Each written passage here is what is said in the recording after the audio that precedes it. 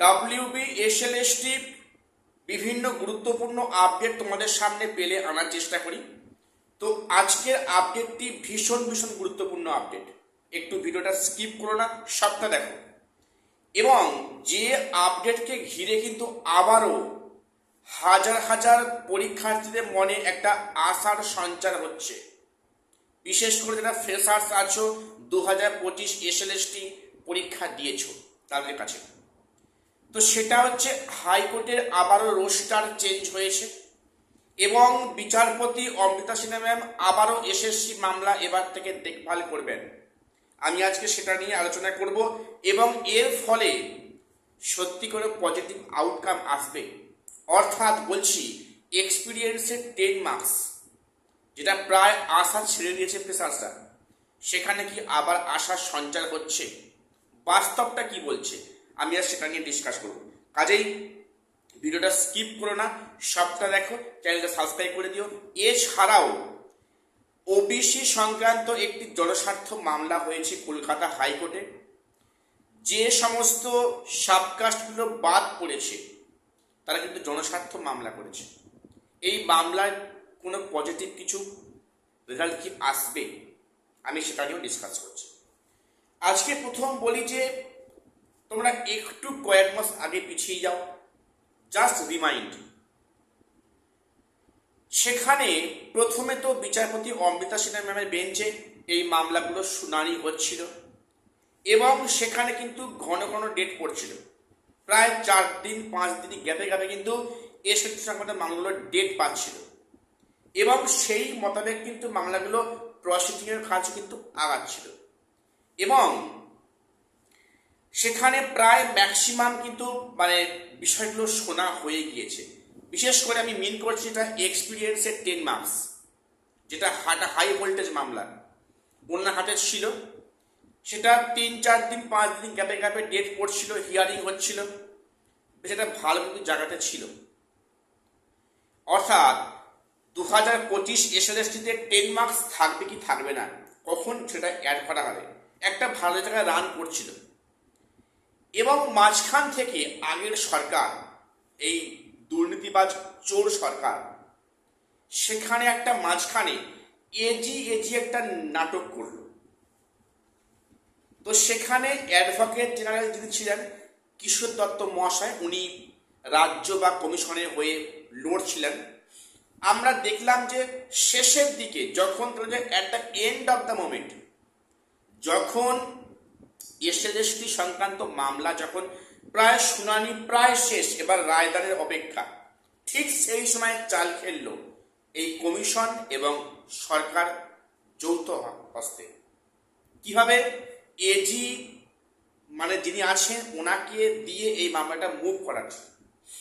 সেখানে যখন প্রায় মামলাটা শেষের পথে, এবার রায় আসবে, তখন থেকে একটা চাল খেলল কি, যে সেখানে এজি সাহেব কোনোবারে প্রেজেন্ট নেই, অনেকবার হয়েছে, মামলার হিয়ারিং আছে, সেখানে এজি সাহেব উপস্থিত নেই, আজকে হিয়ারিং হবে না, বা কোন দিন এজি সাহেব উপস্থিত আছেন, অন্য কোনো গুরুত্বপূর্ণ মামলা আছে। অবাক লাগে, শিক্ষা সংক্রান্ত মামলা এনাদের কাছে গুরুত্বপূর্ণ নয়। কোনো চোর নেতা যে জেলে আছে তাকে ছাড়ানোটা হচ্ছে কি একটা বড় ইস্যু, যেখানে শিক্ষাটা কোনো ইস্যু নয়। এটি বাস্তব কথা বললাম, ঠিক আছে, কিছু খারাপ মিন করবে না।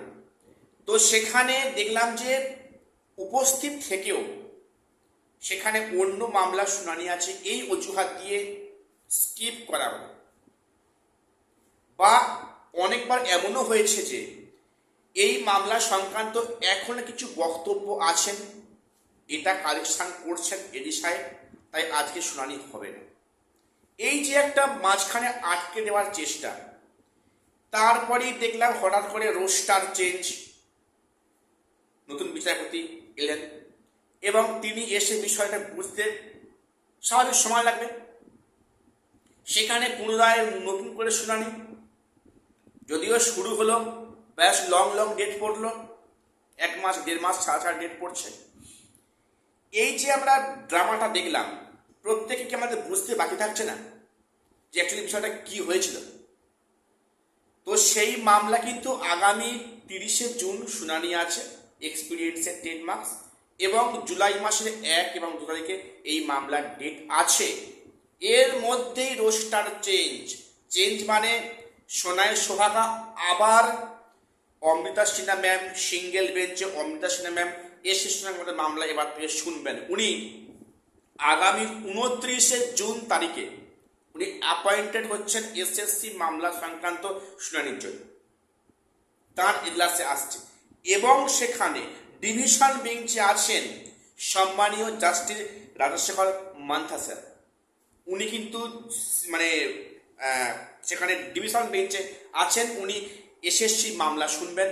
আর সিঙ্গেল বেঞ্চে আছেন অমৃতা সিনহা ম্যাম।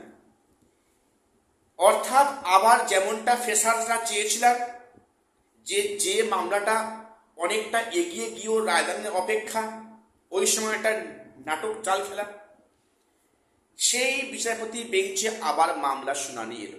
আচ্ছা, এখানে সুবিধা কি বলতো? মামলাটা কিন্তু তারপর থেকে শুনানি হবে, ঠিক আছে?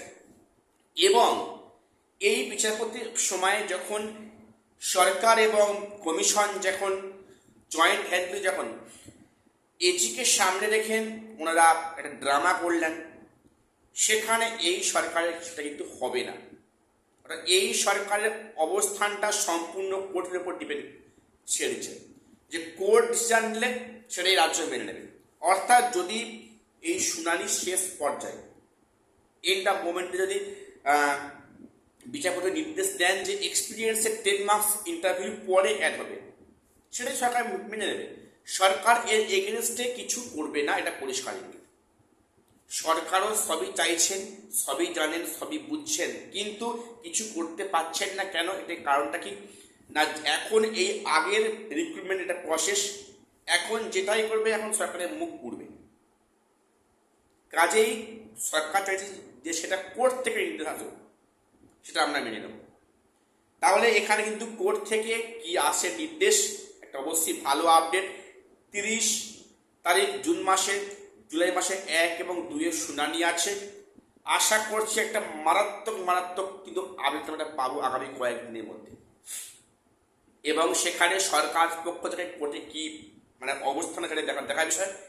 এবং যেটা বাস্তব কথা বলি, যে এখন এই মুহূর্তে যেটা হতে পারে কি, যে যেহেতু একটা সময়সীমা দেওয়া আছে 31শে আগস্ট, তার মধ্যে নিয়োগ করতে হবে।